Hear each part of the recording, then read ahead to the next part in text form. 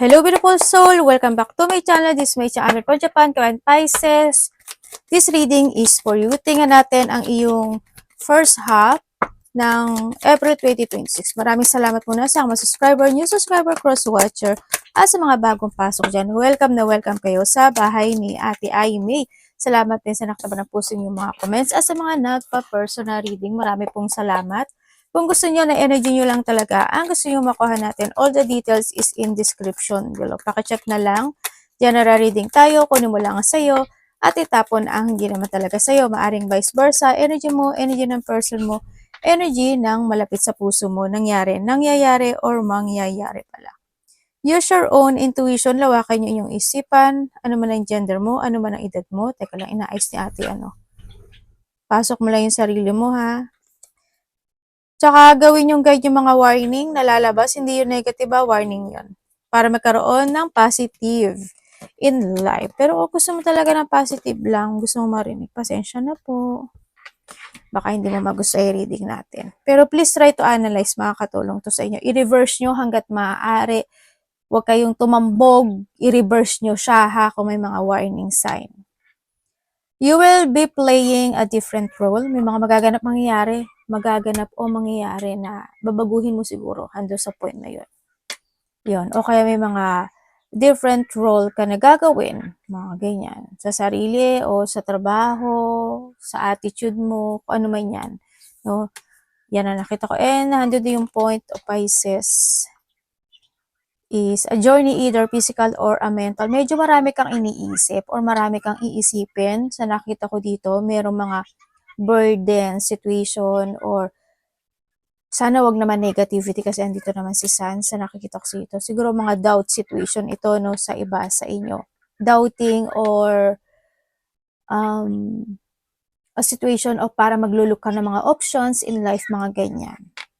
Sa iba sa inyo. Yan, we have the hat, and mahilig ka ba sa sombrero? Bibili ka ba ng sombrero? Or taking a vacation physically or mentally. Baka nahandun yung point na baka gusto mo magbakasyon, magpahinga muna, mag-rest time, mag-holiday, o kaya is vacation. Maaari makakaroon ng mga pag-uusap related to vacation, maaari ganun, no? Sa iba sa inyo. May mga sign na ibibigay sa inyo sa universe, kaya mag-focus kayo sa sign dito sa sitwasyon. Mga repeating numbers, mga red flags sa panaginip, or may taong papadala sa iyo para sabihin yung sign na yon, o sa mga billboard, by music, yan. Also, this is the enlightenment, no? Nandito yung point of enlightenment in some aspect of your life. Pwedeng sa financial, pwedeng sa love life, pwedeng sa sarili, physically, emotionally, spiritually, pwedeng sa mga tao na nasa paligid mo, ganyan. Nandito yung point of enlightenment or kinakailangan. And syempre, time to go out and have fun. You will enjoy the fruit of your labor. May mga successful siguro na magaganap or may mga happiness na mangyayari. Pwede may mga go out situation, may mga having fun nga, baka mag-chill-chill kayo ng mga kaibigan mo, na mga connected sa iyo, pwedeng nando sa point, o may mga celebration situation happen into your life. Pwede din na na mahilig ka ba sa ubas? Yan, sa mga grapes, pwedeng mga situation of achieving situation, pwedeng nandiyan sa point, no? And meron ay someone's behaving stupidly. May turkey ka. Habaan mo lang yung pasensya mo, no? Pwedeng ikaw rin kasi ito, or pwedeng meron kang ka-connected na ibang-iba talaga sa sayo. Pwedeng nandun sa point, aligaga, tapos o kaya very active, mga ganyan, o kaya may mga gagawin siya na hindi good. Hindi ko alam kung nakakatuwa or nakakabuisit, mga ganyan, or magbaga siya, behaving stupidly siya. Pwedeng nandun sa point na yon. Mga wala sa hugot, no situation. Sana hindi ikaw yan, may mataas ang ego. Solid foundation, successful with effort. Siyempre, nandun yung point of if you want to success or if you want to revealing any situation into your life is kailangan mo talaga ng bigyan ng effort yan para mag-success. Halimbawa, sa sarili mo, diba? Gusto mo na ng ganito, gusto mo na ganyan, gusto mo gano'n. Bigyan mo talaga siya ng effort, diba? Huwag ka maging sturky, diba? Kasi, Huwag kang maging pasaway, nandun lang yun sa point na yun. And also, may matataas ang ego ha. Ikaw or someone is connected sa'yo, dyan. And then, dito na yung point na when it comes to a tower din kasi is, pwede na yung point na aalisin mo yung sarili mo or aalis ka sa isang sitwasyon na you think it's not worth it. Mga ganong sitwasyon. Na sa tingin mo hindi ka doon magsasucess, sa tingin mo yung sitwasyon na yun is hindi magiging maganda yung life mo, mga ganun. Hindi ko alam po sa aspeto ng buhay mo. Someone's new is entering your life. Pwede itong entering your life is itong si Turkey at saka itong si Tower, no? Kaya wag kang masyadong magtitiwala sa tao agad-agad, lalo na pag mga bago ha, kasi pwedeng sila is a person na magpipretend to be your friend, to be your connection, to be your lovers, ganyan. Then after nun, si Tower lang siya, 'di ba? Magbibigay siya ng effort sa iyo tapos magiging Turkey siya. 'Di ba? Mag-ingat ka pa rin, pero nasa sayo pa rin 'yan. Kung sa mga kaibigan mo naman 'yan, baka may makikilala kayo ng mga bagong tao, ikaw makikilala kang bagong tao sa buhay mo, pero you need to be aware lang din dito. Pero ikaw pa rin naman 'yan. Period of frustration, lesson to be learned, no? Also when it comes to a tower, ang nakita ko someone's putting boundaries, no? Maybe this is you or someone who's connected sa iyo putting a boundaries. Kumbaga, they want to enjoy life ng sarili niya, itong taon na to. Or maybe this is you. And ito nga, may mga frustration na pinagdadaanan ka talaga. Pero, kailangan mo daw matuto doon. Kumbaga, when it comes sa panel, tsaka kay tower, you need to stand up when it comes to yourself. Andun yung point na alam ko naman na ganun ka, no? You standing when it comes to yourself, na hindi ka dumitepende talaga sa ibang tao. I know na ganun ka. Sa nakikita ko sa'yo dito. Pero, ang nakikita ko rin dito, sometimes, di ba, sometimes, you need to be open then when it comes to a grapes sa nakikita ko dito. But not very open, ha? Sa nakikita ko. Kasi pwede kasi, hindi rin maging maganda yung kalabasan kasi ando si Turkey. Ganyan. Ako nakikita sa'yo. But still, lesson to be learned, you need to learn from the situation na magaganap o nangyayari sa buhay mo. We have the April. April kasi, baka may kakilala ka na April, is yan ang birthday niya, or andun yung point of 4 minutes, 4 hours, 4 days, 4 weeks, 4 months, or by April. Changes is coming. No? Ako nakikita, baka handun din yung mga bakasyon, may mga vacation, baka pupunta ka sa malapit sa beach, or pupunta ka sa mga holiday yan, resting time, or pupunta ka sa bansa na may sakura or cherry blossom, o kaya malapit ka sa cherry blossom, no? Nandiyan sa point. And then also is, may tao na magbabago sa'yo, or ikaw ang magbabago sa kanya. May pagbabago magaganap. Pwedeng sa sarili mo, magbabago ka. Or pwedeng mayroong kakilala or a person who's connected sa'yo nang magbabago sa'yo. Or ikaw sa kanya. Na doon sa point na yon. Sa iba sa mga bagong kakilala, sigurahan doon yung point na meron siya mga magagandang sasabihin sa iyo, but still, behind your back is magiging Turkey siya. Kaya, pero wag ka lalaman, sa bagay, hindi ka naman magkikwento sa bagay, iba kasi nagkikwento, no? Na kahit bago lang, pagka nakapalagay ng loob, full of kwento. Wag na ka lang magkwento rin kahit kanino, no? Ng mga meron ka or secret mo, kanya. Basta ka lang boundaries. Energy ni Pisces.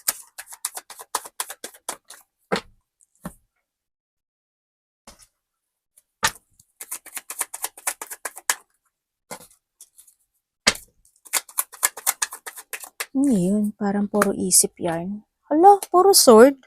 Dahil mo naman iniisip.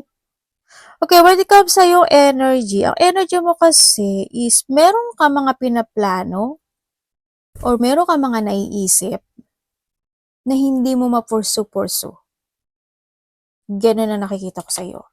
And sa iba naman sa inyo, yung energy nyo is andun ka sa point na kasi magkakaroon ka ng mga two options in life.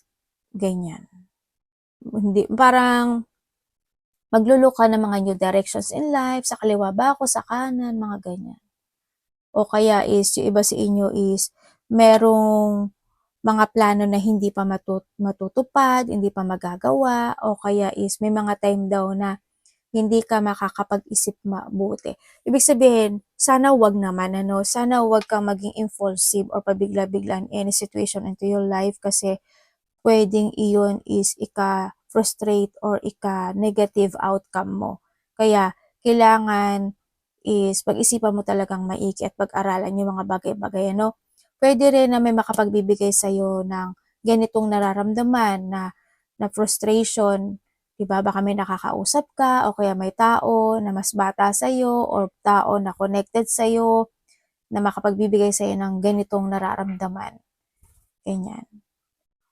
Na mapo-frustrate ka, malilito ka, ma-stress ka, mga ganyan, Baka may mga conflict situation, basta ingatan mo lang yung sarili mo dito, ha? Ako nakikita sa'yo. Dito, parating sa'yo, mga lungkot, pag-iisip.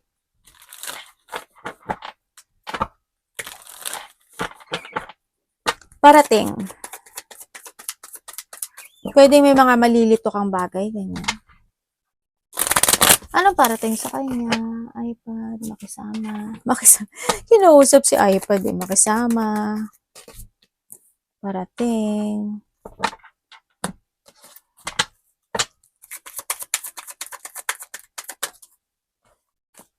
Devil! Kala, Leo.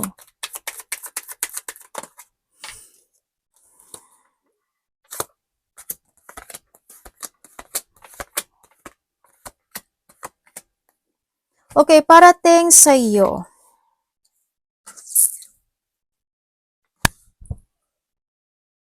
Parating sa'yo, expect the unexpected. Merong expect the unexpected? In what way? Sandali. Universe, explain mo nga sa akin to si Devil.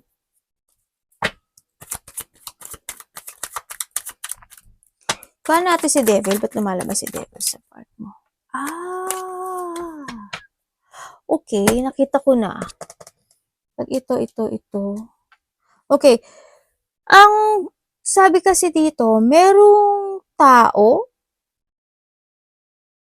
sitwasyon or tao na paulit-ulit na nagiging pasaway or may sitwasyon o pangyayari na paulit-ulit. Yun ang sinasabi dito. Pwede rin na handun sa point of may tao na mangangako siya o nangangako na hindi palagi niya matutupad yun.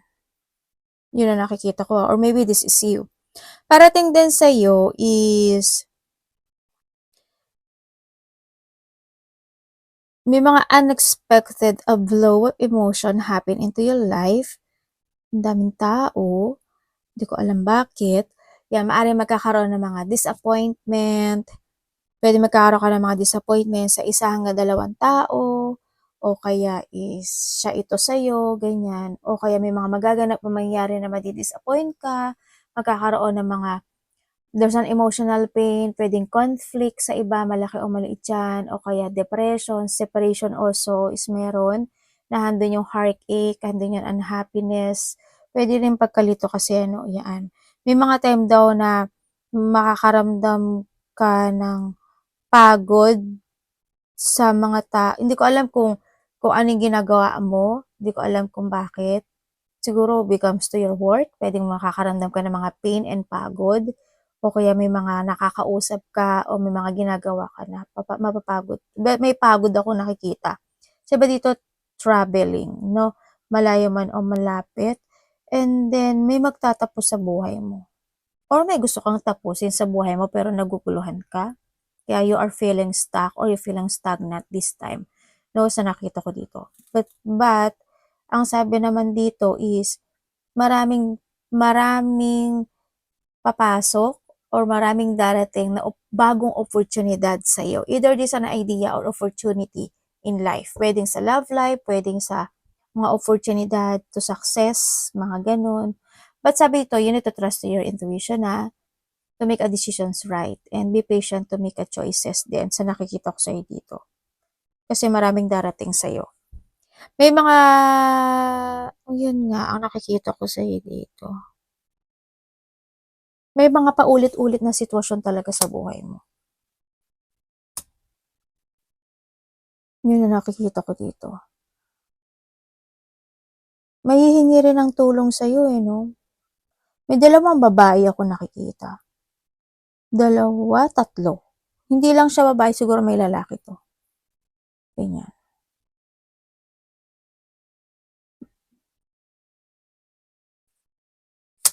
May mga union. Bakit may nagsisinungaling? Mag-ingat ka na lang habaan mo lalay pasensya mo dito. Kasi andito talaga siya si 30. Ibig sabihin, may tao na may dark thought sa'yo.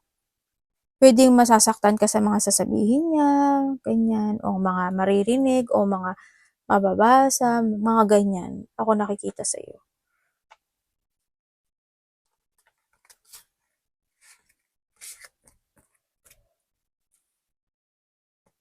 May mga gusto kang isaayos, or may mga bagay ka na gusto mong matapos, pero parang hindi nangyayari, kaya medyo nagiging emotional yung iba sa inyo. May ganun. I-analyze mo maigi. No? Kung ano man yan. Tingnan natin, dapat iwasan. Bumaksak agad. Sige lang. Okay.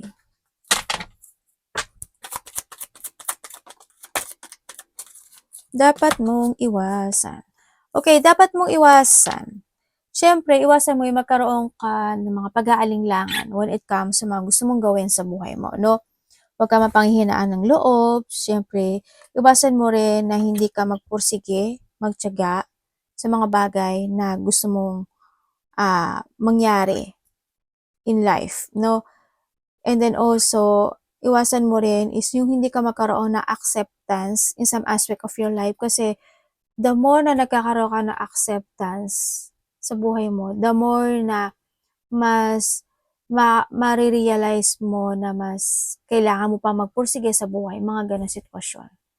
Diba? Kung nag-failed ito, then tuloy-tuloy lang.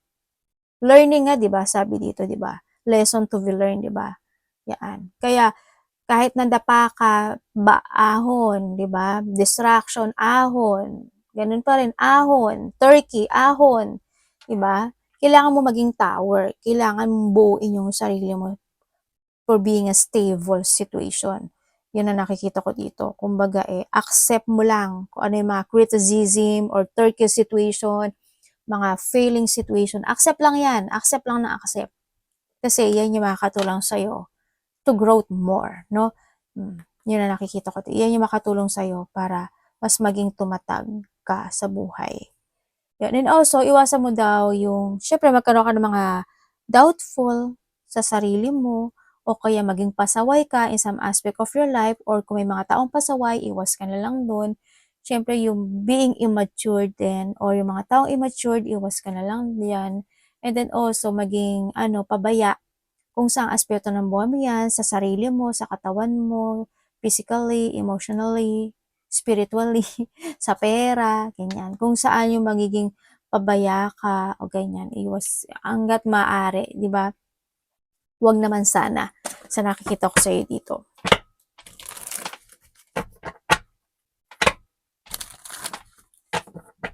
Tingnan natin, love, kapatid, anak, magulang, karelasyon, kaibigan, pamilya.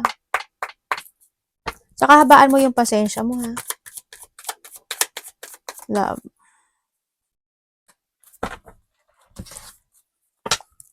Love po ni Pisces.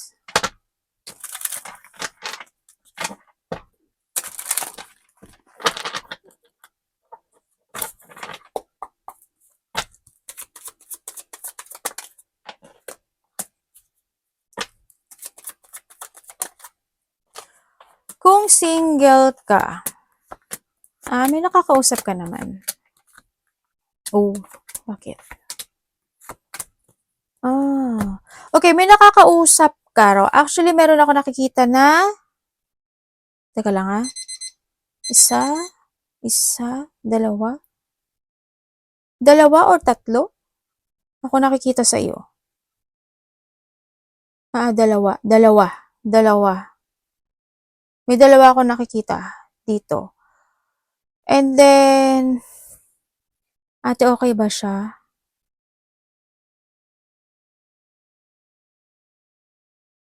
Yung isa kasi dito, may paninindigan.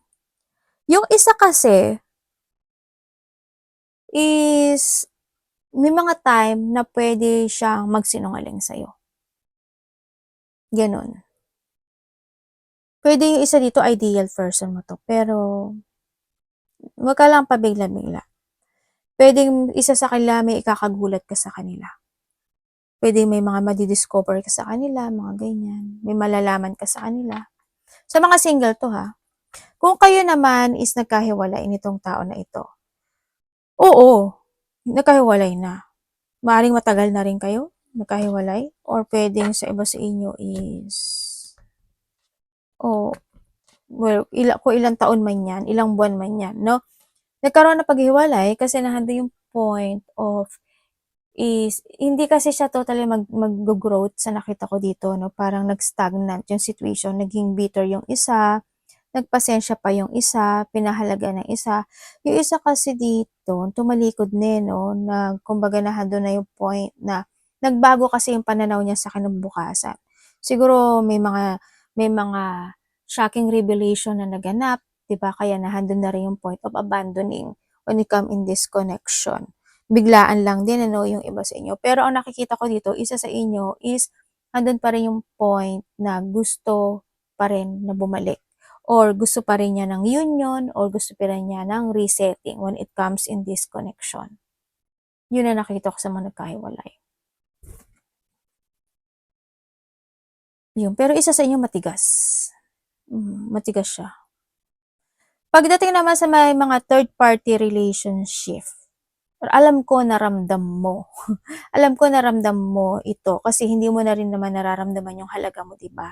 Or vice versa. Kumbaga, hando yung parang wala na rin pakailaman, walang pake yung isa or ikaw sa kanya, na hando yung point. Pero kahit paano, isa sa inyo nagpapasensya. Or hando yung point na they try to make it balance na lang din. Baka rin kasi dahil sa may mga anak kayo o kaya may mga gusto kayong ipaglaban when it comes to this connection. Yun na nakikita ko dito. Pero nasa sa inyo rin kasi ito, no? Kumbaga, it's your decision kung gusto mo tumalikod or hindi sa nakikita ko sa iyo dito. Pero ang sabi dito is meron daw darating sa buhay mo na bagong tao after nito. Meron. Pero wag bigla Kasi why? Andito si Devil. Kasi pwedeng pag bumagla ka ng baling muli, pumasok ka kaagad sa isang relationship, pwedeng same page yung makuha mo. Masasaktan ka muli. Kaya medyo patient lang din. Pero hindi ko naman sinabi na maghiwalay kayo nitong tao na to, no? Siguro you need to fix at kailangan nyo lang talagang pag-usapan, di ba? Yun ang nakikita ko. If you want lang naman. Kung kayo naman is walang third-party relationship, ang hindi ko alam kung isa sa inyo is may sakit or may mga pinagdadaanan na lungkot. Pero ang isa sa inyo is sometimes cold. No, sometimes is yun nga, parang apology na lang na apology o pinaparamdam niya yung apology niya, pwedeng na sa point, pwede may mga ino-offer sa sayo para makabawi, pwedeng na sa point na yun, ano, yun na nakikita ko dito. Pero, meron ka daw ikakagulat, ikakashock o ikabibigla pagdating sa connection na ito. Sa pagdating ng araw. Pagdating ng mga linggo or months man yan, yun ang sabi dito. May kakagulat ka. Or siya ito sa'yo. Ang gumin anak. Kasi naandyan yung buntot mo kaya. Sige natin yung money mo. Your money.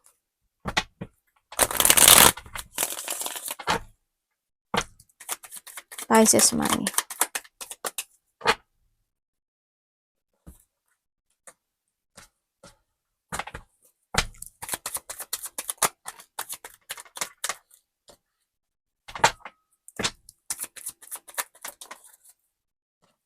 Okay, when it comes sa yung money. May tiningnan lang ako, ha?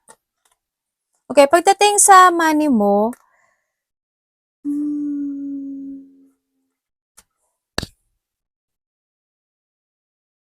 ate, nagsasucess ba? Hindi. Hindi ko nakikita ang nagsasucess kasi ang nangyayari kasi dito, parang ano lang siya, same, parang naglaylo yung money. Kumbaga, parang pulso, boom, boom, boom, maganon, di ba? Sa'yo, hindi. Naggaganon siya. Nagpa-platted. Hindi naman yung walang-wala, hindi ganon. Pero, ang sabi kasi dito, meron ka daw mga maling desisyon na gagawin pagdating sa pera. Or pwede rin na doon sa trap situation pagdating sa pera. Kaya, pag-ingatan mo yung pera mo, no? Ganyan. Kumbaga, wag lang din siguro maging pabigla-bigla ng gastos, pabigla-bigla ng mga pursuing, mga ganyan, pabigla-bigla ng paglabas, ganyan, ng pera, kasi hindi siya magiging maganda. You need to save your money talaga dito pagdating dito sa sitwasyon kasi hindi ko pa nakikita yung pag-angat talaga ng ganun, totally. Pag may pumasok, mas magandang maghigpit ka talaga, no? Pero pera mo naman kasi yan, no? Yun ang nakikita ko, kaya nasa sayo pa rin yun. May tao na makakakaroon kayo ng communication or pag-uusap, hindi ko alam in what way, pera ang pag-uusapan nyo. Hindi ko alam kung hihingi siya ng tulong sa'yo or makaka-receive sa kanya or magbibigay ka sa kanya. Yun ang nakikita ko. Vice versa. Kaya ingat ka na lang sa pera.